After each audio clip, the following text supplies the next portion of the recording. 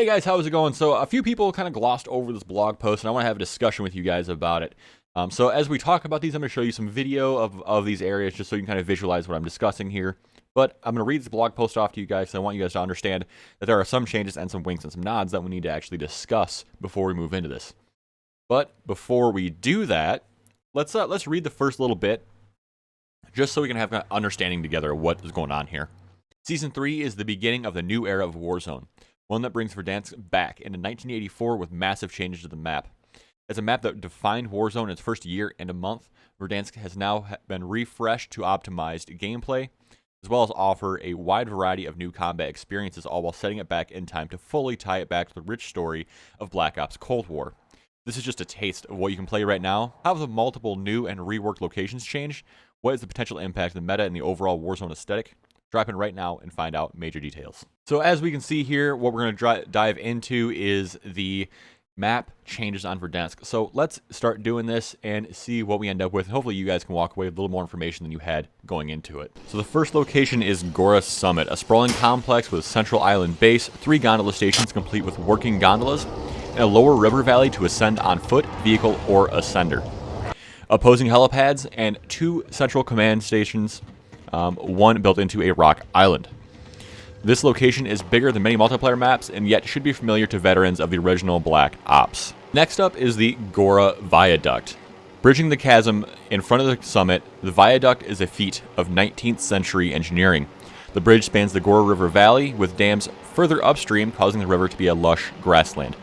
Here you can find ascenders, drop off the bridge onto gondola roofs, perform vehicle stunts, or if you calculate everything just right, try to snipe someone from across Verdansk from its epic vantage point. Next up is the Verdansk Regional Airport. Before it was an international hub for travel, the airport in Verdansk was simply a regional airport. Besides looking pristine with a fully intact roof, the regional airport contains an extra exit to the runway underpass, 2 parked planes to use as cover options, and a few skylights to burst through should you feel the need for destruction. The control tower has also seen a facelift, complete with the latest 80s aerospace tech inside. Number 4 is the Verdansk Stadium. The Verdansk Sparks are playing elsewhere in Kastovia as the old arena is being dismantled in preparation for construction of the new regional stadium. For the moment, the demolition site is still open, much more open than the modern-day stadium, in fact, with high vantage points such as the announcer booth and huge archaic scoreboards with amazing sight lines along with parked crane to drop onto. There is also an interior and underside walkway running around the perimeter to a hole in the arena wall, which you can actually configure a cargo truck through if you feel like. Number 5 is the salt mine. Before it became a quarry, Verdansk's northeastern corner was known for being the region's largest salt mine. This sprawling space has 2 large, currently sealed entrances, numerous old mine conduits, and a large, craggy hillside to explore about the containment ponds and factories. The Pine Barrens above the salt mines is a great place to watch the action down below, while the red crystallizing pools run with red beautiful chemicals. This is the reaction to salt. Although, if you feel like adding a little blood to them, feel free.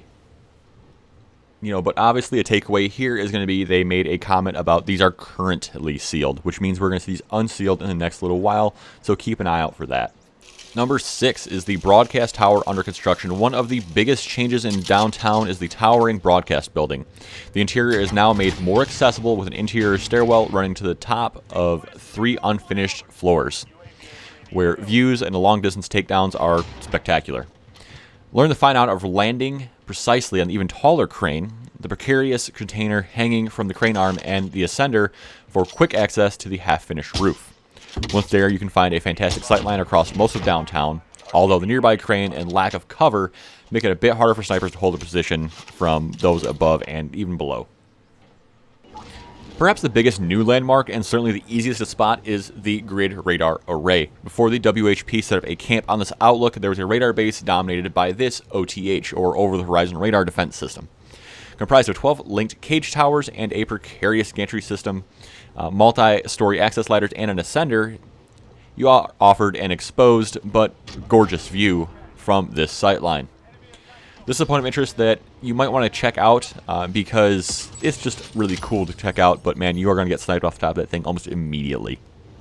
So number 8 is the Old Mine. Nestled in the northwest edge of the map is a series of old mine workings that is now in a state of severe dilapidation. Explore this rocky exterior, offering opportunities for both close quarters combat and ambushes with operators coming out from the summit. You may also notice that there is an interior mine complex that is currently blocked off for now. Again, they are hinting that there's going to be more inside of these mines and quarry areas and things like that, so there are a few things left up their sleeves. So number 9 is the Superstore, which is, not old, not new. Well, it's actually very old, I lied to you.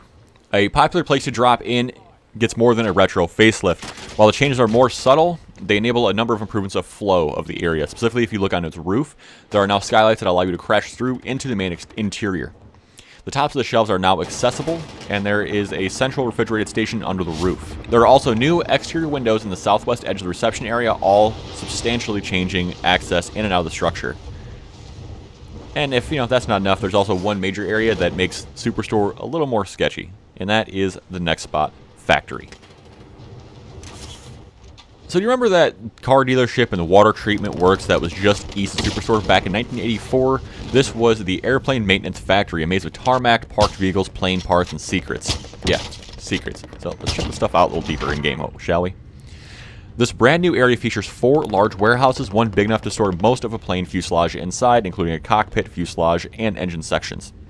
An underground passage to a secondary warehouse with more plane parts at the spot. Attached to the biggest warehouse is a pair of chimneys, which you can ascend to a gantry platform. Outside is a large hangar, numerous outbuildings, a parked plane, fuel tower, pipeworks, all of which are climbable. Perhaps Superstore won't be the most popular drop-in destination after this update. I mean, let's be honest though. I mean, Nick Merckx and Tim are still dropping Super, so that's where everybody else is going to go. And those are the 10 spots that piqued my interest the most in the new Verdansk map. That being said, I'm probably going to do another one of these videos because there are a few more spots that I really want to mention, but I mean, let's be honest, keywords for YouTube. So be sure to subscribe for that. Check on the video right over here. If you want to check out something in the meantime, there should be a couple of videos on the side over yonder. But have a good one, guys. If you like this video, give me a like. If you like me, give me a subscribe. I'll see you around.